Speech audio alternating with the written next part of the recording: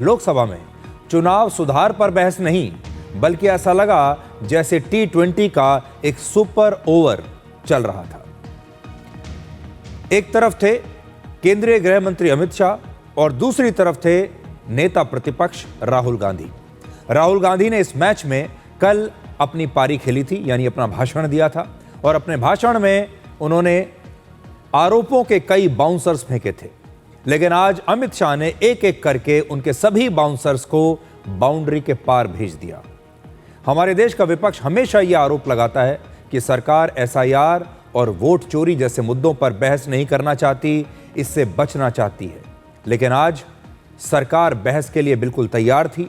राहुल गांधी और विपक्ष के पास भी सरकार से सवाल जवाब करने का पूरा मौका था, लेकिन कांग्रेस और विपक्षी पार्टियों ने संसद से वॉकआउट कर दिया और बहस करने के बदले वो ऐसा लगा जैसे मैच छोड़कर भाग गए। बल्कि आज वो मौका था जब पूरी सरकार उनके सामने बैठी थी और राहुल गांधी चाहते तो हर सवाल पूछ सकते थे।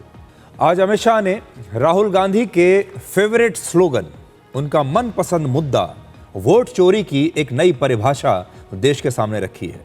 उन्होंने वोट चोरी की 3 बड़ी घटनाएं बताई और उन्होंने कहा है कि वोट चोरी कैसे होती है आज हम आपको बताते हैं, और वोट चोरी कब कब हुई है ये हम देश को बताना चाहते हैं। और उन्होंने 3 घटनाएं बताई हैं वोट चोरी की।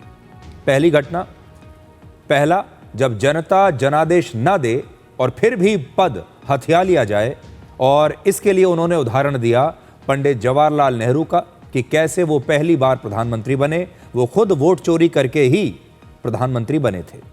दूसरा, जब गलत तरीकों से चुनाव जीतने की कोशिश हो, और इसमें अमित शाह ने इंदिरा गांधी की रायबरेली से जीत के बारे में बताया। वर्ष 1971 के चुनाव में इंदिरा गांधी चुनाव जीत गई थी, लेकिन 1975 में इलाहाबाद हाईकोर्ट ने इस चुनाव को खारिज कर दिया था। और तीसरा, मतदाता नहीं होना, जिसमें गृह मंत्री ने कहा कि सोनिया गांधी ने देश की नागरिक बनने से पहले ही वोट दे दिया था।